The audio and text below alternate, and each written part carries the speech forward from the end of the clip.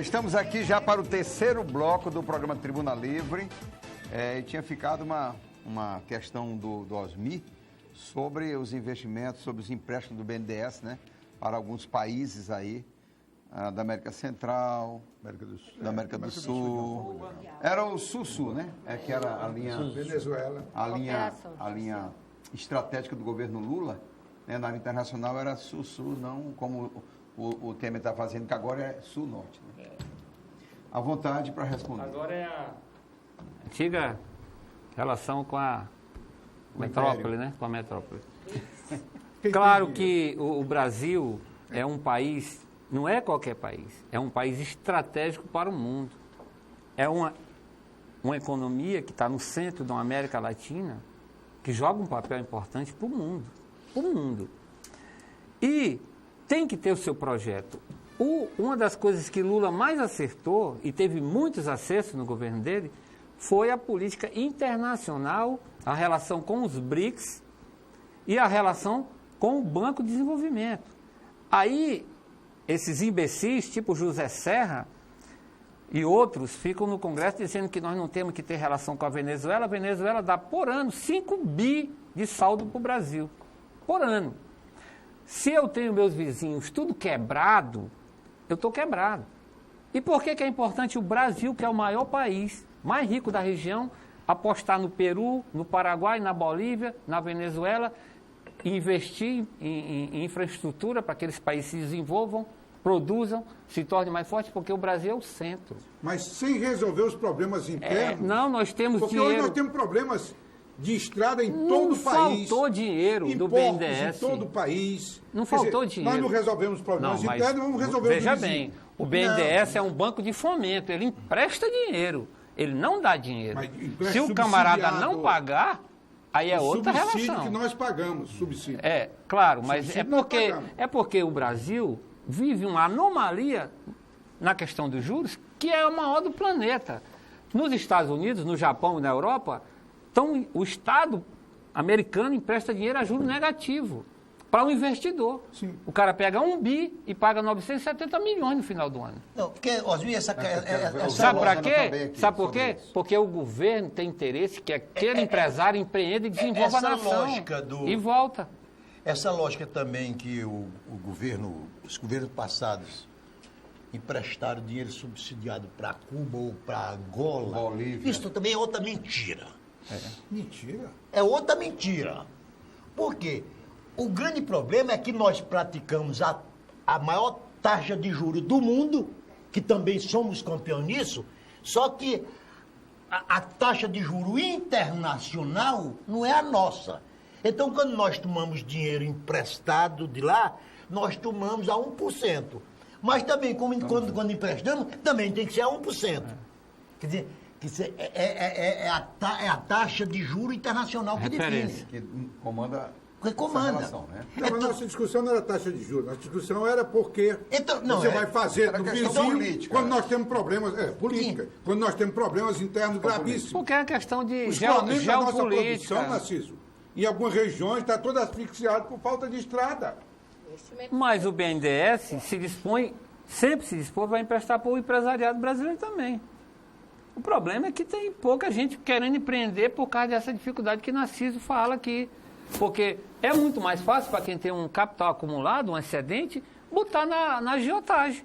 Porque ele vai ficar em casa deitado e o dinheiro dele rendendo. Vai pagar encargos sociais. Aí o cara vai ter um monte de empregado, um monte de instalação, um monte de trabalho para ganhar risco. Você sabe o que é que havia por Se ele pode botar lá num buraco sem fundo lá e ficar em casa só. Você sabia o que é que havia por trás também de tudo isso, né?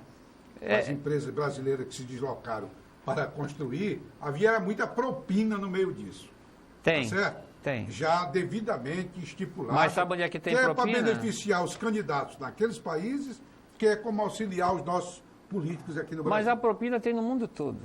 Não é nas empresas nacionais, é no mundo todo. Por exemplo, os tucanos lá em São Paulo não quiseram contratar a empresa nacional, trouxeram a Alstom, trouxeram a Siemens. Teve corrupção no metrô de São Paulo, te pergunto? Teve? E muita. O cara confessou lá na Europa, confessou lá na Alemanha, porque a lógica do sistema é essa. É apodrecido. É um modelo. Isso tem que ser rompido. Claro. Agora, a economia nacional depende das grandes empresas. E o que os caras estão querendo é quebrar essas grandes empresas para subordinar os interesses internacionais. Eu queria fazer uma pergunta voltando à questão da... Tem fechado indústrias, a cada mês tem no Brasil, com esta crise, tem fechado indústrias, empresas que são geradoras de emprego, é tanto que o índice de desemprego está lá em cima. Nós estamos no último bloco e eu queria focar um pouquinho na questão de... Na pauta. Primeiro, se a CUT e vocês estão... A CTB estão integrados com a Força Sindical, está todo mundo no mesmo propósito, ou a divergência de posicionamento quanto à questão da reforma, se estão atuando em conjunto, porque sempre é uma divergência pontual. Não, assim, olha... Vocês têm muita divergência? Nenhuma. Mesmo em relação ao Estado? Não, assim, existe, olha, tem uma coisa que a gente tem que esclarecer, existe disputa entre centrais. Mas este problema da reforma da Previdência e muitos outros, que nós já fizemos muitas lutas juntas, unifica todas as centrais, unifica o movimento sindical, porque essa reforma da Previdência é um problema que é de todos nós, é do povo brasileiro, todo mundo tem que lutar contra ela. Então, existe sim essa unidade na luta em defesa do direito dos trabalhadores.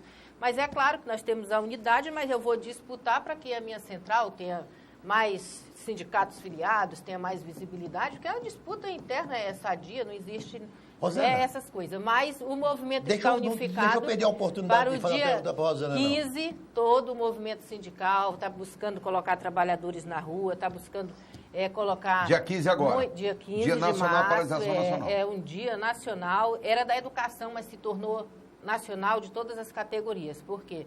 Nós entendemos que essa luta não é só da educação. Então, nós ampliamos e hoje é uma luta dos trabalhadores do campo e da cidade, porque todos estão afetados e serão prejudicados caso esta PEC seja aprovada, mas eu faço a luta acreditando de que ela não vai ser aprovada e não queremos negociar nada dessa PEC.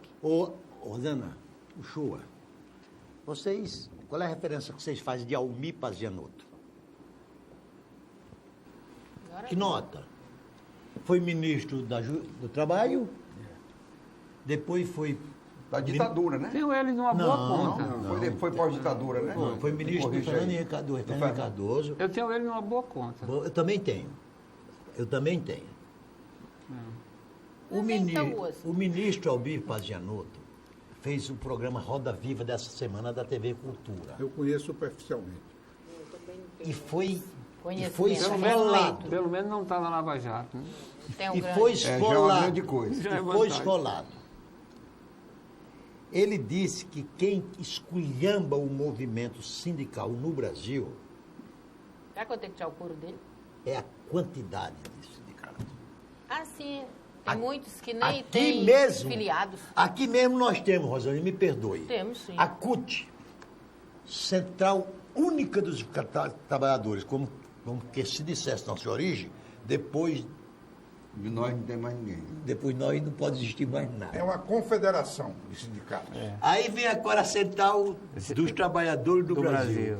O que é que difere a CUT da CBB? Deixa eu falar essa. CBT não, CBB. Nós. É CBB? CTB. CTB. Olha, nós, da corrente política que eu participo, que chama-se Corrente Sindical Classista, que são os comunistas. O de vocês são os comunistas? Éramos da CUT. Ainda essa árvore já está extinta, não? Fundamos a CUT. Ficamos na CUT muito tempo, desenvolvemos muita luta com a CUT. Mas dentro da CUT era uma central geral com várias tendências dentro. Quando abriu a possibilidade da gente fundar a central 2006, maior autonomia, nós fundamos a nossa. Antes da CUT existia a CGT. Era mais Joaquinzão, né? Era. E o que diferencia são as forças políticas que navegam dentro dela. Né? O pessoal da Solidariedade navega dentro da... Força Sindical.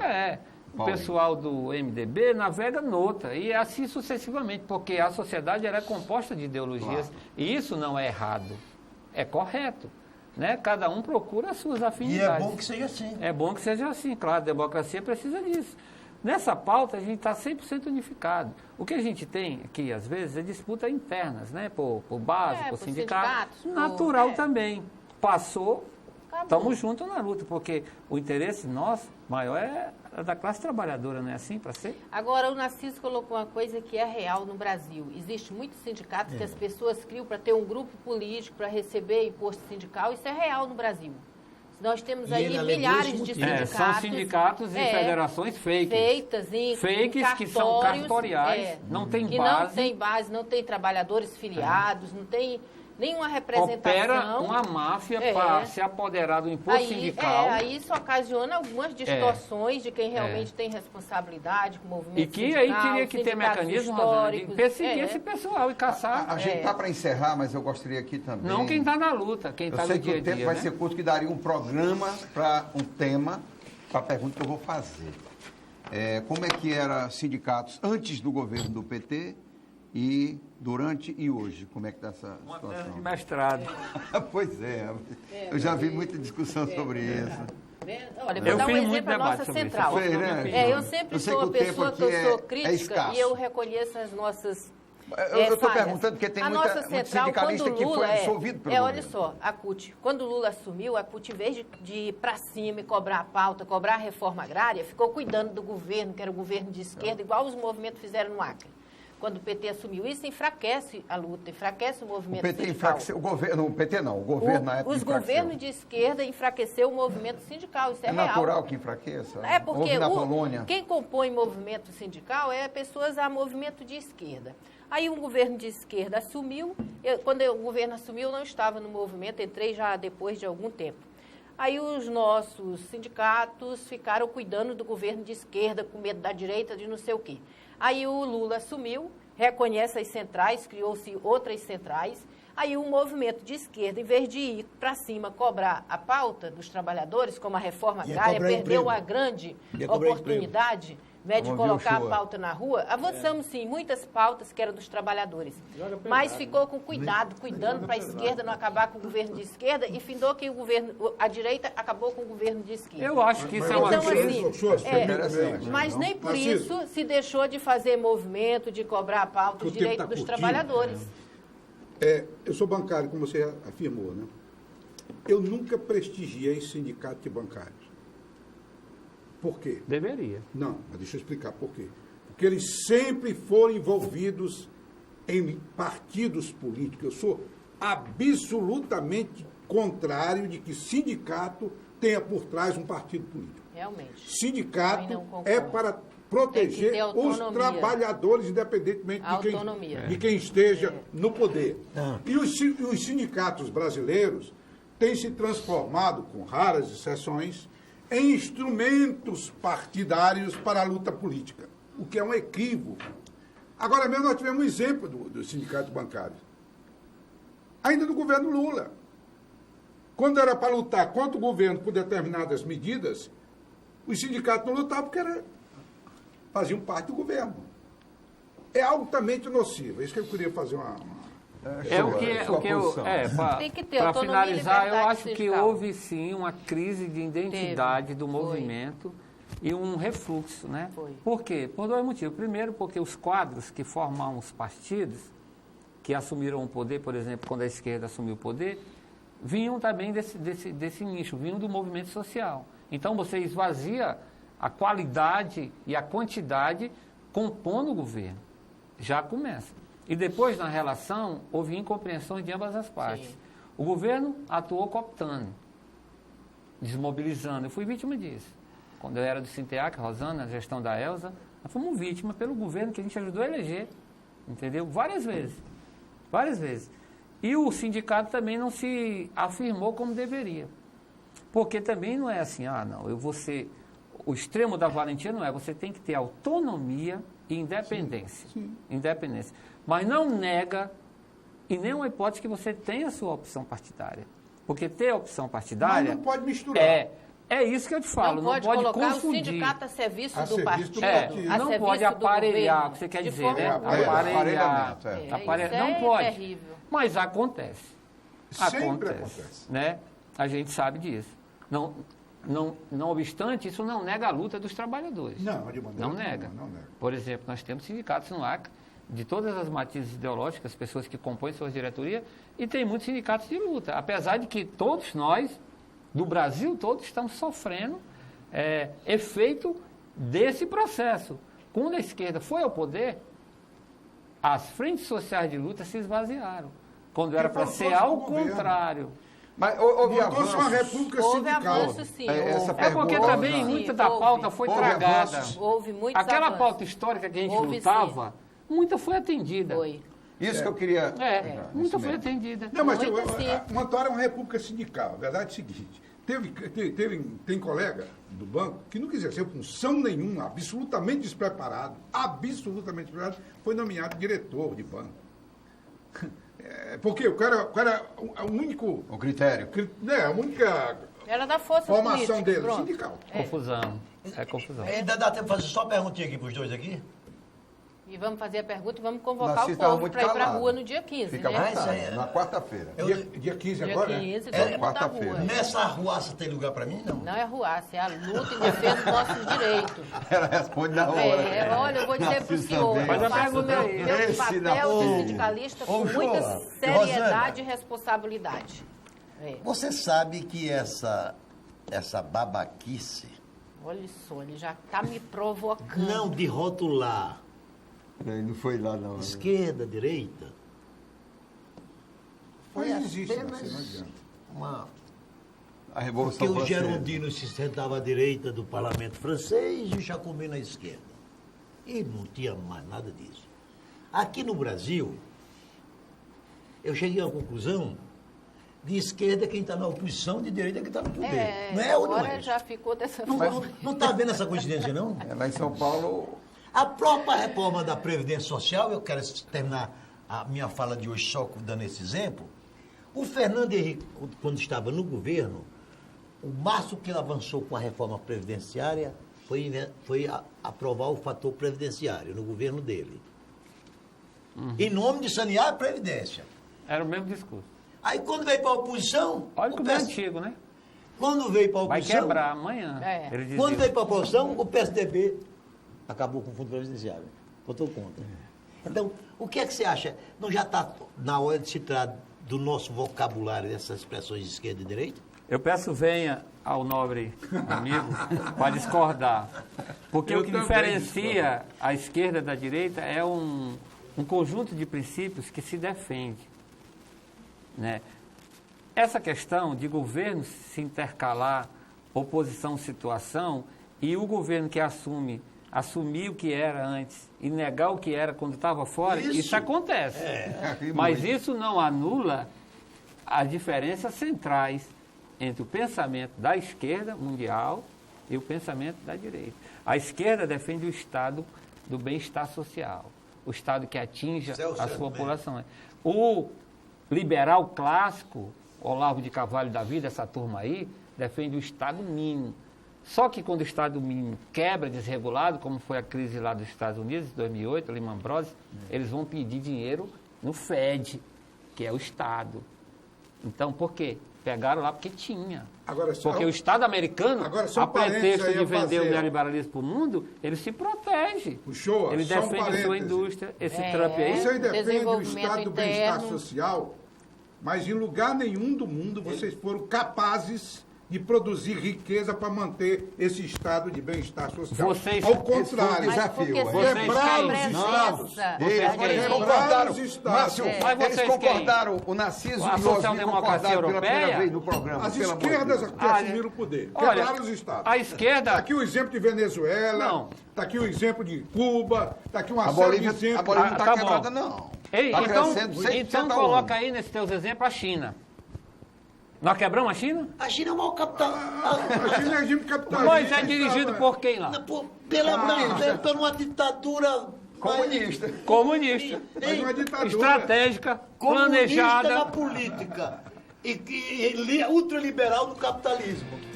Não, mas a esquerda ela está além da cortina do comunismo.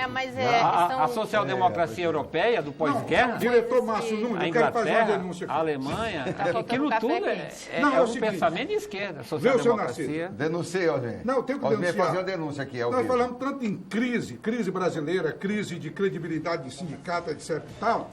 Essa emissora também está em crise. No início do programa, há 5 anos atrás, essa garrafa vinha cheia.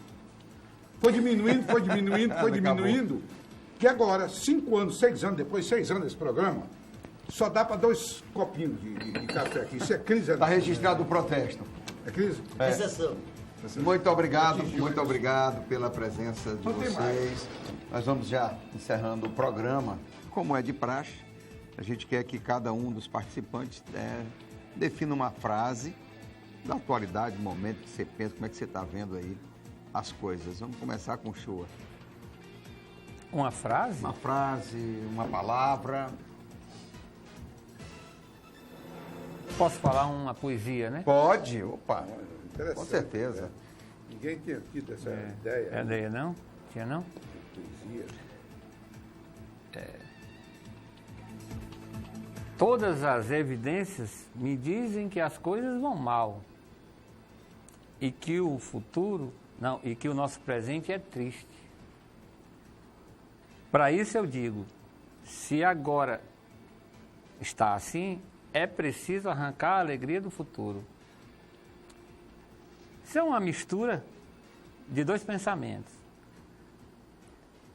Constata-se a realidade, mas ela é dura e você projeta o futuro. Você vai se conformar com o que está ou você vai projetar um futuro novo? É isso que a gente quer. Por exemplo, eu e a Rosana, vocês aqui, cada um no seu quadrado, projeta um futuro melhor, não é? Para a sua família, para a sua comunidade, para o seu bairro. A gente está numa luta coletiva, nós somos coletivistas.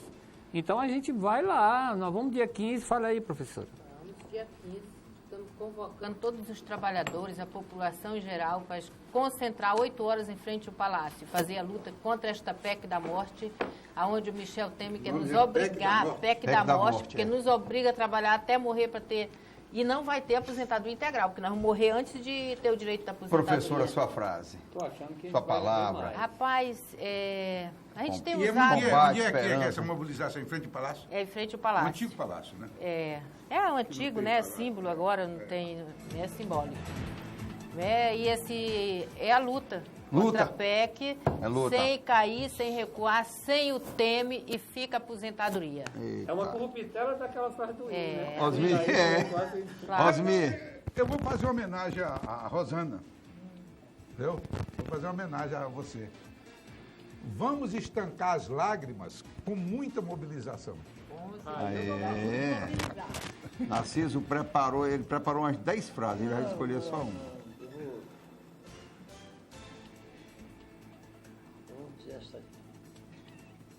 Eu sempre cometi o erro imperdoável de dizer as verdades nas horas cerradas. Tá bom. Bom. Muito boa mesmo. Acho que a gente sempre faz isso, né? Eu vi até uma metáfora, alguma coisa assim. No entanto, uma parábola sobre a verdade. Ser dita, e alguém tem que ter essa tarefa. Né? Mesmo que e os que dizem morrem, às vezes, loucos. É a tua frase? É a minha frase. É porque eu me lembrei de um cara que se meteu a falar a verdade e ele passou 10 anos. Eu deveria ter avisado na frase. Eu quis falar uma poesia do Mayakovsky, fiz uma emenda doida aí. Eu não entendi nada não, mas fiquei... Obrigado, gente, pela audiência. Obrigado mesmo. Até a próxima oportunidade com o programa Tribuna Livre. Boa noite.